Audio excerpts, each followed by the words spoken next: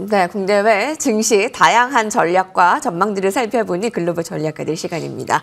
신한투자증권 황유연 PB팀장께서 나오셨습니다. 팀장님 안녕하세요. 네, 안녕하십니까.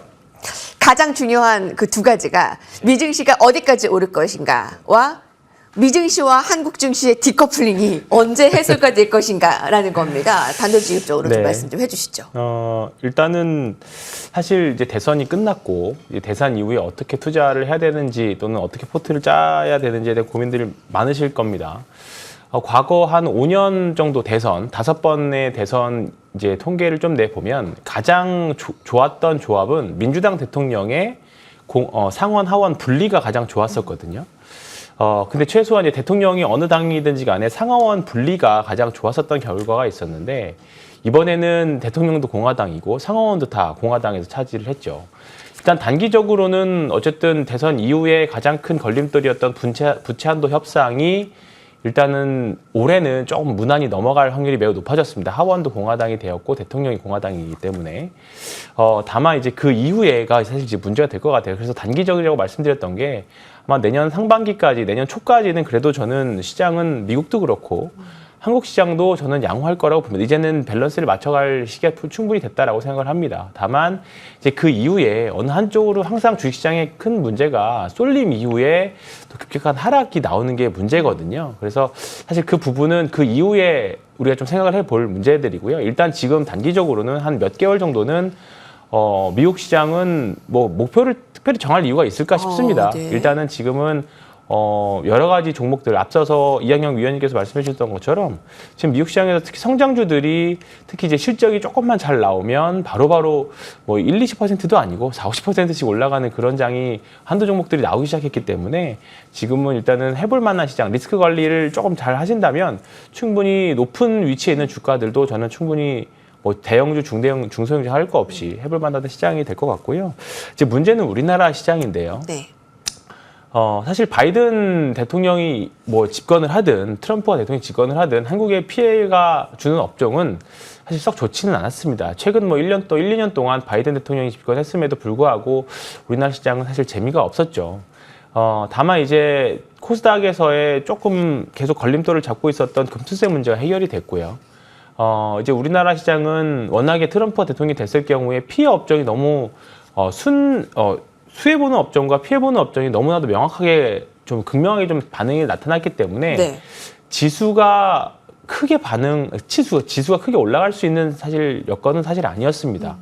뭐 아무리 뭐 다른 삼성바이오로직스 생물보안법으로 수혜가 된다고 하더라도 2차 전지나 반도체가 내려버리면 사실 지수는 계속 그대로일 수밖에 없는 상황이 돼버린 거고 코스닥도 사실 마찬가지. 2차 전지가 좀 피해가 된다라고 하면 바이오가 아무리 많이 올라도 계속 지수는 계속 맴돌 수밖에 없는 양상입니다. 그렇기 때문에 한국 시장은 오늘 뭐 다행히 어젯밤에 좋은 뉴스가 이제 테슬라에서도 LG 에너지 솔루션의 스페이스 X 2차 전지 공급 이제 좀 필요하다라는 뉴스가 나오면서 지난주에 그 트럼프 대통령이 한국 조선 뭐 뒤에 말씀드리겠지만 조선 좋다라고 조선 필요하다라는 내용이 나오면서 조선 좀 급등했던 것처럼 아마 오늘도 2차 전지가 또 급등하지 않을까. 다만 문제는 2차 전지 쪽으로 수급이 쏠렸을 경우에 다른 쪽 섹터에 있는 자금이 또 우르르 가버리는 그런 양상이 계속 한국 시장에 나타나기 때문에 지금은 순환매가 굉장히 빠른 시장이다. 그리고 거래대금이 없기 때문에 섹터에 잘 집중을 해야 된다. 그 말씀을 좀 드리겠습니다.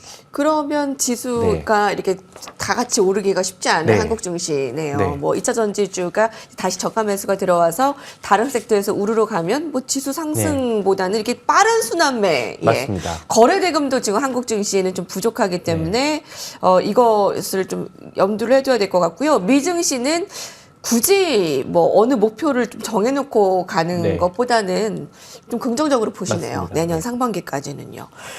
사실 오늘 그 트럼프와 관련한 머스크의 테슬라 지금이라도 들어가도 될까라는 지금 질문들을 많이 하시기 때문에요. 테슬라의 상승 더 이어질 것으로 봐야 될까요?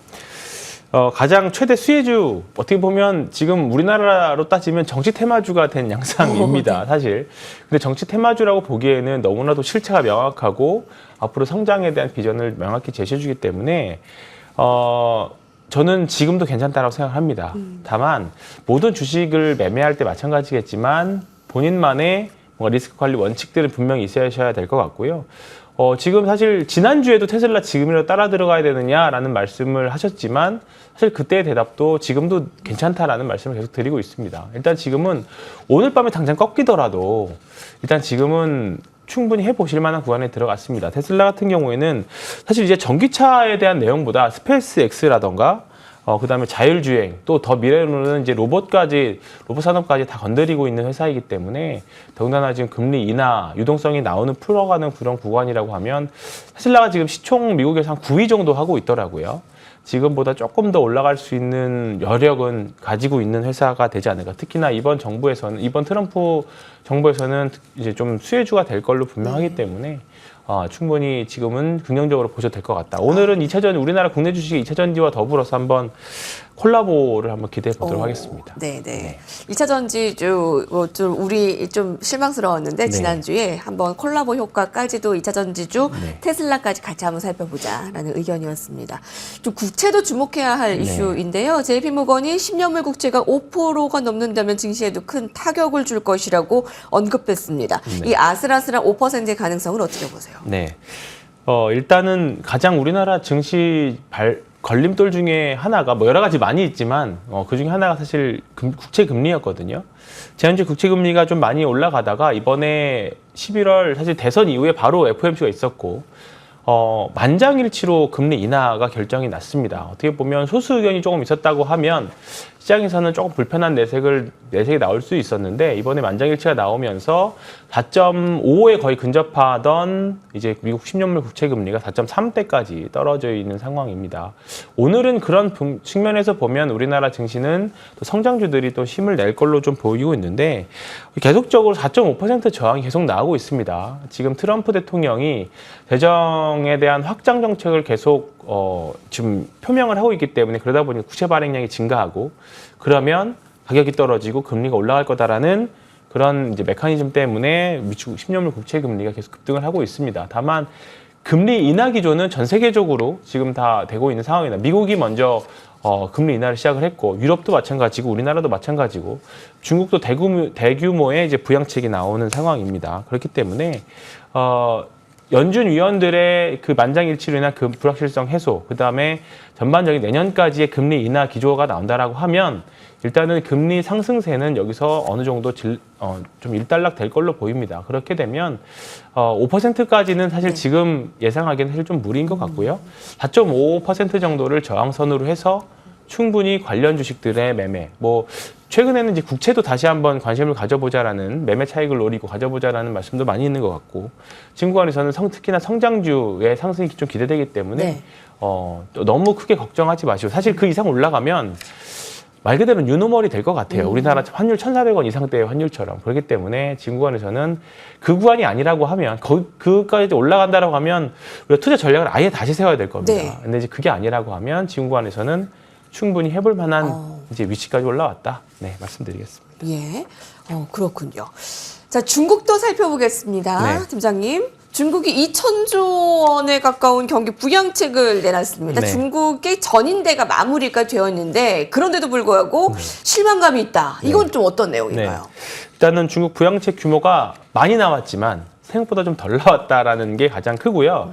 아마 트럼프 대통령 당선 이후에 상황을 보면서 왜냐하면 트럼프 대통령이 분명히 또 관세에 대한 이야기를 하겠죠. 그 상황을 보면서 더 추가적으로 부양책을 준비하기 위해서 7탄을 아껴놓은 게 아닌가 그런 분석들이 좀 있습니다. 네. 그래서 일단은 그리고 이번에 대부분의 부양책들이 지방정부들의 부채가 너무 많다 보니까 지방정부들의 부채를 감면해주기 위한 한 60% 이상은 지방정부 부채 해소를 위해서 사용된다라고 하니까 다 사실 실질적으로 중국 인민들, 중국 실제 경기가 살아날 수 있는지에 대해서는 실효성도 의문인 부분들입니다. 그러니까 종합해보자면 일단은 생각보다 부양책이 좀 작았다. 트럼프 이후의 상황을 보기 위해서 실질적으로 실탄을 좀 아껴놨다. 그렇게 보시면 될 것 같고 두 번째는 실제로 중국 사람들의 경기가 좋아질 수 있을 것이냐에 대한 의문. 이 두 가지가 일단은 이번 부양책이 좀 아쉬운 점이라고 보면 또 볼 수 있습니다. 우리나라와 또 우리나라에 있는 중국 관련 수혜주들이 특히나 화학 주식들이 특히나 좀 명암이 많이 갈렸던 부분들이 아마 이런 쪽일 것 같아요. 그렇기 때문에 지금 이 중국이 부양책이라던가 가장 트럼프 대통령 당선에 예민하게 반응하는 나라가 중국이기도 하고요. 관련된 정책들이 준비되고 있기 때문에 아마 앞으로 더 많은 부양책들이 나오기는 할 겁니다. 아, 그래요? 그럼 중국 관련주들 그럼 괜찮을까요? 중국 관련 주식들 저는 좀 극명하게 과거에 보면 뭐 제철, 화학 이런 것들이 대표적인 중국 관련 주식이었는데 그거는 사실 2010년대 초반까지만 사실 먹혔던 전략인 것 같아요. 최근에 중국 기업들 특히나 화학 업체들 같은 경우에는 시간이 지나면서 사실 가격도 가격이지만 품질 면에서도 굉장히 한국 기업들까지 위협할 정도까지 올라왔습니다. 네네. 그렇기 때문에 중국 최근에 뭐 이제 비자도 많이 풀어주고 여러 가지 측면에서 테마 수혜가 될 만한 종목들이 많이 있지만 좀 테마별로 중국 관련 주식이라고 해서 무조건적으로 다 들어가기보다는 정말 섹터별로 선별해서 들어가시는 특히 뭐 여행이나 항공 쪽은 괜찮을 것 같은데 네. 전통적인 화학 산업이라든가 철강들은 조금 선별해서 매매를 하셨으면 좋겠습니다. 예. 자, 아까 팀장님께서 그 네. 미국의 트럼프 당선과 관련해서 수혜 업종과 그 피해 업종이 네. 국내는 너무나 명확하다라고 말씀해 주셨는데 그 이번에 트럼프가 조선은 한국이 최고다. 예, 미국의 조선업이 한국의 도움과 협력이 필요하다라고 얘기를 해서 조선주들 좀 기대 있습니다. 조선주 흐름 어떻게 보고 계신지 말씀해 주시고요. 조선주와 함께 국내 시장 전략도 네. 함께 짜주실까요? 조선은 사실 미국에서 조선소가 과거에 한 70년대 이후에 사실 조선소들이 많이 없어졌습니다. 그래서 좀 조사를 해보니까 실질적으로 미국에서 상업용 선박을 만들 수 있는 나라가 전 세계 비중으로 보면 1% 이하거든요. 우리나라가 한 26%, 27% 정도 되는데 지금 그거에 비하면 사실 미국 조선사들 사실 거의 없다라고 봐도 될 것 같아요. 그렇다 보니까 지금 해군 조선소들도 있지만 미 해군이 원하는 만큼의 항공모함이나 해군 군함들을 사실 제때 만들어주지 못한 상황입니다. 그렇다 보니까 지금 하나오션 같은 경우에는 미국 필리조선소 옆에다가 또 조선소를 짓기도 지금 또 인수를 하기도 했죠. 그래서 지금 아마 미국 입장에서는 가장 믿고 맡길 수 있는 배를 건설할 수 있는 나라는 아마 한국밖에 없을 겁니다. 중국 조선이 세계에서 점유율을 가장 많이 갖고 있지만 지금 이 상황에서는 중국 조선을 쓸 리는 만무하고요.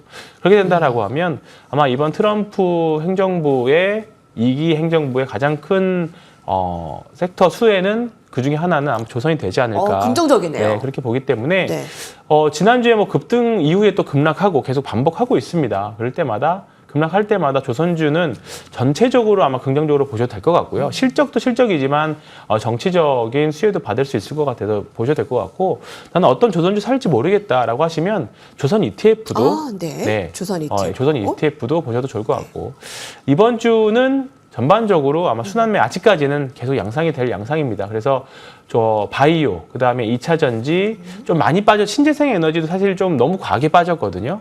좀 약간 단기 매매 하신다고 하면 신재생 에너지 쪽에서도 좀 저가 매수를 노려보시는 것도 좋은 전략일 것 같습니다. 그래서 아직까지는 너무 작은 주식들이 이제 좀 반등이 나오고는 있긴 합니다만 충분히 큰 주식들도 매매할 만한 시장이기 때문에 조금 그래도 실적도 나오고 좀 큰 주식들에서 매매를 하셨으면 좋겠습니다. 네.